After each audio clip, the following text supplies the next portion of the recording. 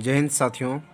आज का टॉपिक चलेगा क्लास ट्वेल्थ का, है ना। ये क्लास ट्वेल्थ की है, क्लास ट्वेल्थ की आपकी ये VVI क्वेश्चन है हिस्ट्री का। ठीक है, ज़रा ध्यान देंगे। क्लास ट्वेल्थ का ये आपका हिस्ट्री क्वेश्चन है, super gas question. Super gas question MCQ question है। आप कहता है क्वेश्चन में आपको क्या कहता है कि ईंटें, मनके और अस्थियां हड़प्पा सभ्यता। ये ईंटें, मनके और अस्थियां हड़प्पा सभ्यता चैप्टर नंबर 1 का सुपर गैस क्वेश्चन है। सबसे पहला टॉपिक क्या कहता है, देखिए हम आपको ये मैराथन क्लास चला रहे हैं और अभी आप तो देख रहे हैं यूट्यूब चैनल, आपका यूट्यूब चैनल में क्या चल रहा है कि आपका क्लास 9th का, 8th का, 7th का, 8th का, 9th का, 10th का, 11th का, 12th का, अभी सभी का मैराथन क्लास चलेगा और चल ही रहा है और चलेगा भी। तो अभी तो ये अभी मैराथन क्लास चला रहे हैं, लेकिन वही अगर आप मार्च अप्रैल से आपका सबका सभी का NCERT सॉल्यूशन सबका चलेगा और भी फ्री ऑफ कॉस्ट चलेगा। पूरा online class free of cost चलेगा, यूट्यूब पर अवेलेबल कर दिया जाएगा। ठीक है, पहला टॉपिक हम लोग डिस्कस करते हैं। पहला टॉपिक में कहता है कि हड़प्पा का उत्खनन किसने किया था। तो हड़प्पा का उत्खनन जो किए थे उनका नाम था दयाराम साहनी ने। कब किया था? 1921 ईस्वी में किए थे। हड़प्पा का उत्खनन किसने करवाया था? तो उन्हें दयाराम साहनी ने 1921 में करवाए थे। सिंधु घाटी सभ्यता का जुड़वा राजधानी कौन कौन थे? बोलते हैं सिंधु घाटी सभ्यता के जुड़वा राजधानी कौन थे? तो हड़प्पा और मोहनजोदड़ो। कहा जाता है कि हड़प्पा सभ्यता की सबसे बड़ा नगर कौन सा है? तो हड़प्पा सभ्यता का सबसे बड़ा नगर जो है वो कौन है? मोहनजोदड़ो। मोहनजोदड़ो।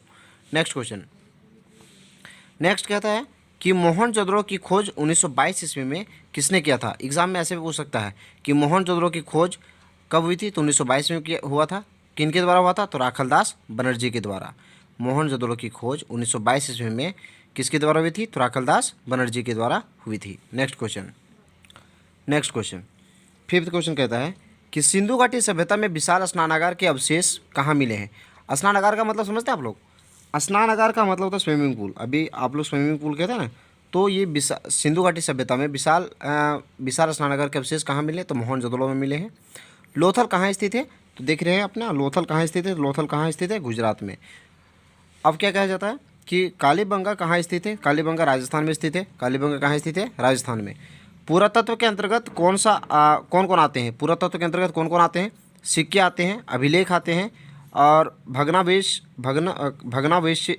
विशेष, यानी कि भग्नावशेष का मतलब होता है पुराने खंडहर। तो उसको भग्नावशेष कहा जाता है, मतलब पुराने खंडहर को भग्नावशेष कहा जाता है। तो ये सब पुरातत्व के अंतर्गत आते हैं। नेक्स्ट क्वेश्चन कहता है कि आपका सिंधु सभ्यता का कौन सा स्थल मृतकों का टीला के नाम से विख्यात है, मतलब रूप में जाना जाता है? देखो, सिंधु घाटी सभ्यता में आपको किस स्थल को कहा जाता है मृतकों का टीला? मृतकों का टीला किन्हें कहा जाता है? मृतकों का टीला कहा जाता है मोहनजोदड़ो को। किसको कहा जाता है? मोहनजोदड़ो को। आप एक चीज़ और याद रखेंगे कि मोहनजोदड़ो का जो शाब्दिक अर्थ होता है वो तो मृतकों का टीला।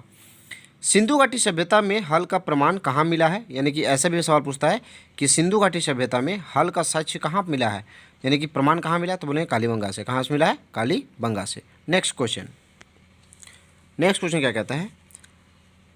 हड़प्पा सभ्यता की जानकारी के मुख्य स्रोत क्या है? मतलब हड़प्पा सभ्यता की जानकारी आपको जो मिलता है उनका मेन ऑफ सोर्सेस क्या है?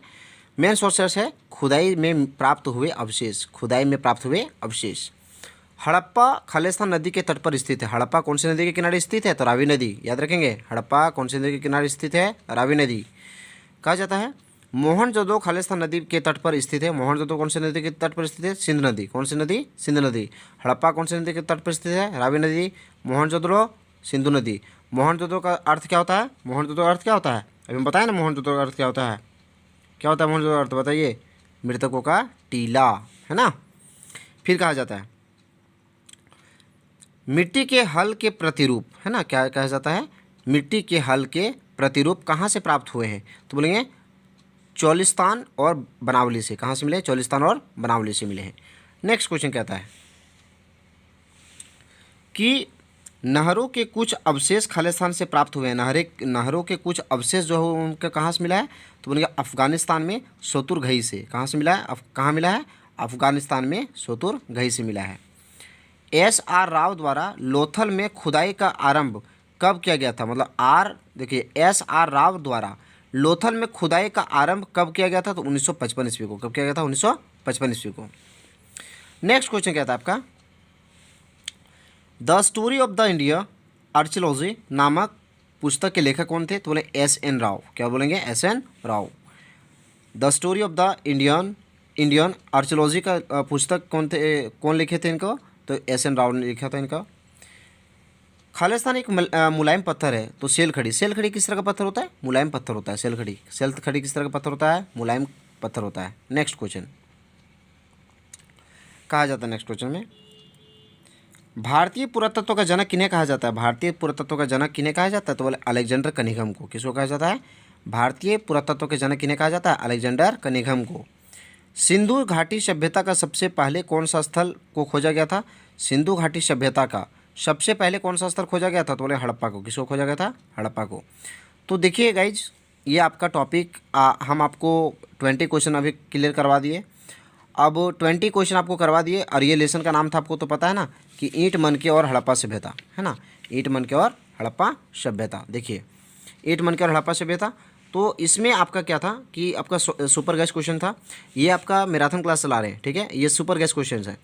आप लोग जो कैंडिडेट इस चैनल पे अभी नए अब विजिट कर रहे हैं, अगर जिनको इनके इस प्लेटफॉर्म के बारे में जानकारी नहीं है, कृपया करके जिनको जानकारी है वो व्यक्ति उनको जानकारी दें कि अभी तो आपका सुपर गैस क्वेश्चन चल रहा है, मैराथन क्लास चला रहे हैं। आने वाले समय में मार्च अप्रैल यानी कि मार्च अप्रैल में आपका सभी विषयों का एनसीईआरटी एकदम रिकवरी किया जाएगा। पूरा बढ़िया से पॉइंट बाय पॉइंट लिखवा करके उसका आंसर शीट करवाया जाएगा, एनसीईआरटी पूरा सॉल्यूशन करवाया जाएगा। तो एक ये आपका एग्ज़ाम के लिए भी हेल्पफुल तो है ही, साथ में फ्यूचर में आपको जब कभी भी एनसीईआरटी का कोई प्रॉब्लम होगा उसके सारे सॉल्यूशन को हल किया जाएगा। ये क्लास 8, 9, 10, 11th और 12th के कैंडिडेट के लिए बहुत इंपॉर्टेंट है, ठीक है। Thank you very much. जय हिंद।